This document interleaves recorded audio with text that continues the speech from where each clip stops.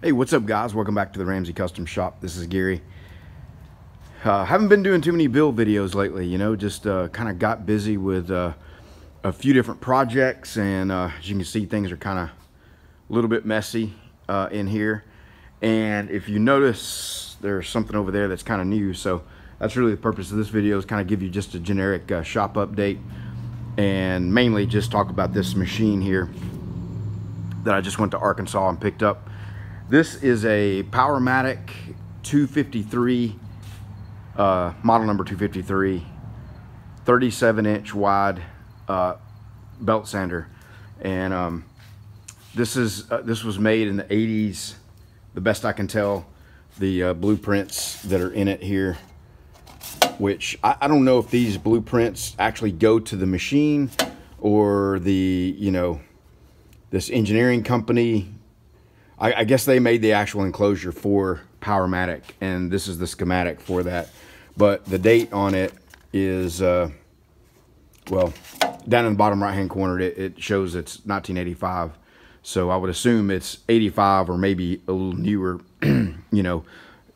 Just because this box was made in 85 doesn't mean the whole thing was made in 85. So anyway, I won this on an eBay auction. I took some of the money that I got from selling a couple of those old saws and just various things, and got this. And this is made for woodworking. Like if you have a full glue up, you would run glued up woodworking panels through it, tabletops, cabinet faces, that kind of thing. And the feed would go through that way.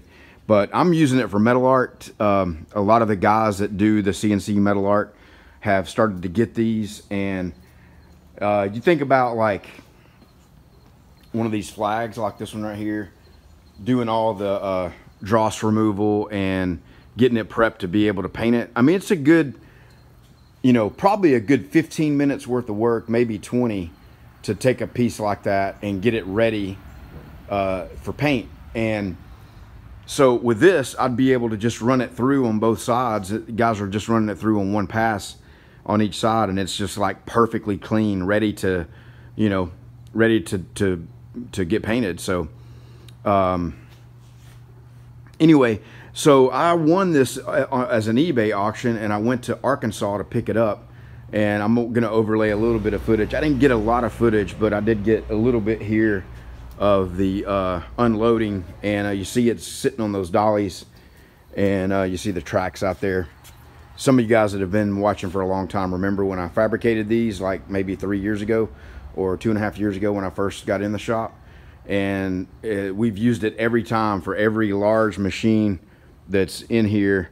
This same process, have the wrecker company come out, unload it, lift it off the trailer onto those dollies, and then roll it in here, get it in position wherever I'm going to put it, and then use the gantry crane or some jacks to get it off of those. So I am going to build a caster base for this, and there's some holes in it, threaded holes here,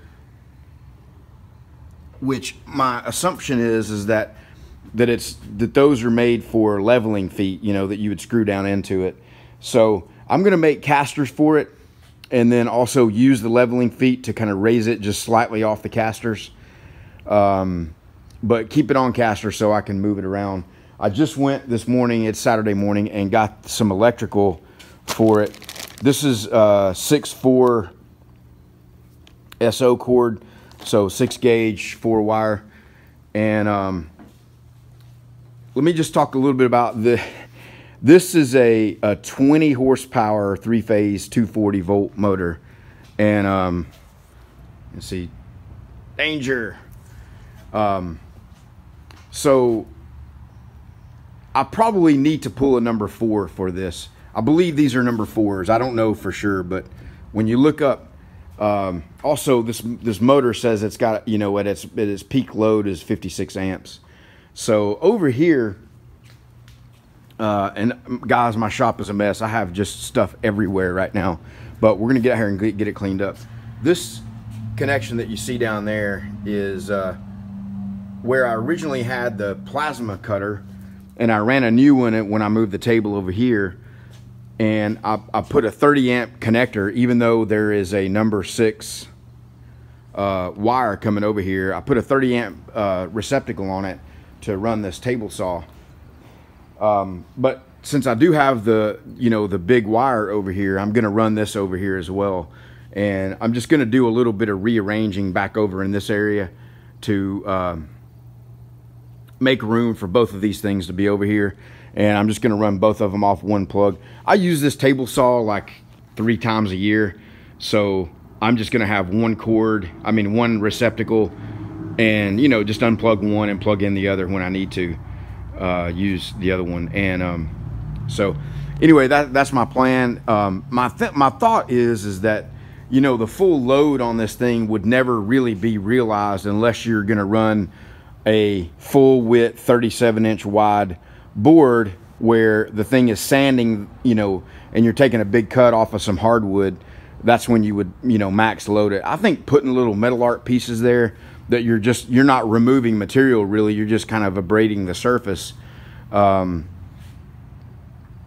it's not even gonna, it may put half the load on that motor. So I think that this is a 56 amp, and then the conveyor feed, I think this was like 15 amps or something, the best I remember looking at it. It's got a pretty small wire going out to it there. I don't know if that's 14 gauge or something there. But they both run off of, obviously, you have one main feed that comes in up here. So anyway, that's the thoughts on the electrical. And guys, I got a sweet deal on this. It was one of those deals where I only had a little bit of money to spend. I just put my bid out there and let it, I put my max bid that I could afford. And if I win it, I win it. If I don't, hey, then I don't win it. I just look for another one. It does have a problem, and I'm probably going to make another video once I get it wired up later today. I'm going to go ahead and upload this one now just as kind of an overview, and I'm going to try to keep this video limited. But some of you guys that, maybe have some experience on this type of arrangement could help me troubleshoot this thing. I've not actually seen the problem because by the time I got there to pick it up, they had already disconnected it.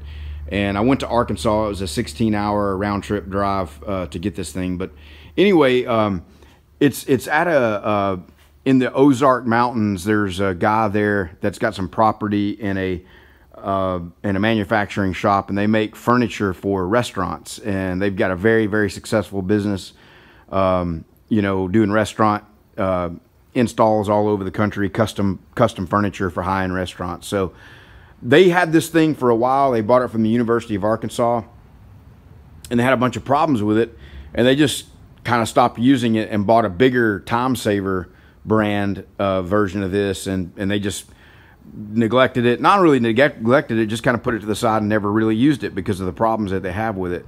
And you can see that this belt here is chewed up on the edge, and the issue that they've got is the belt tracking. So anyway, so I've got to troubleshoot that. The belt tracking or the belt tension on this thing is done pneumatically. You can see the air input there. You can see that there's a new hob switch in the box here that looks kind of like an older looking box. And I'm guessing it was possibly to replace that, maybe as part of their troubleshooting. I don't know. So I haven't seen actually what it does, what the issue with it. It may be something simple, or it may be, more complicated than that. He did say that he was able to use it, but every time they would change the belt, they'd have to fiddle around and, try to get it, the tracking done on it. So I've looked at, just kind of took a quick peek to see what's what on it. And the best I can tell, there's a series of limit switches. You can hear that, that switch there. There's one here that's vertical. All right, and then there's one on the other side right here.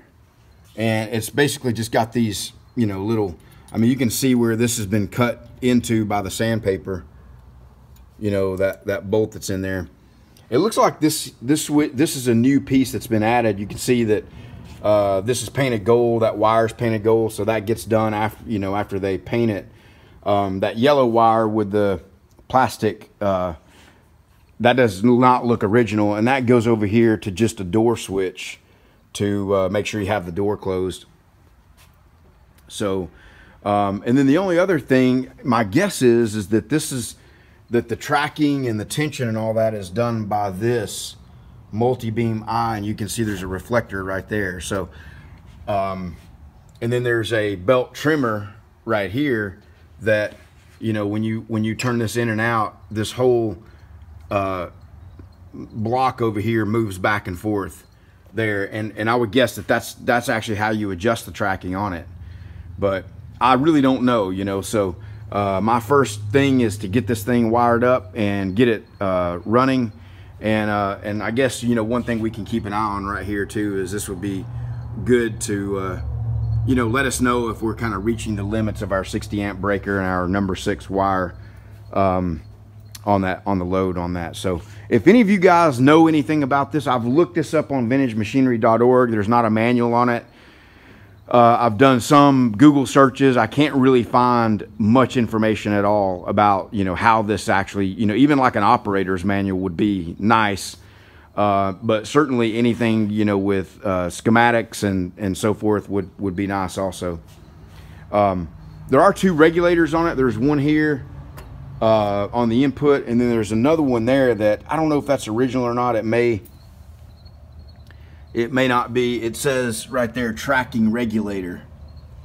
And so, you know, again, it's all pneumatic on the tracking and the tension for it. So could be just some simple adjustments, you know, that would make it run and track like it's supposed to. The other thing I wanted to mention is they had bought a bunch of belts for this that when they got their new version of it, that didn't fit it, and he gave me I've got those stored out in the barn. I'm overlaying some footage on that now, but he gave me like, must be like 15 belts here of, you know, from 80 grit up to I think 180 grit, and they're all brand new, and these belts are $50 a piece for that. So there's probably as much value in the belts as I paid for the whole machine. So you know, and then of course, you know, you start spending money on the electrical and tow truck driver to come lift this thing off. I mean, it's not, you know, like a gimme thing where I don't have any money into it, but man, it's a sweet deal. If I can make it work, it'll be a huge time saver for me, no pun intended.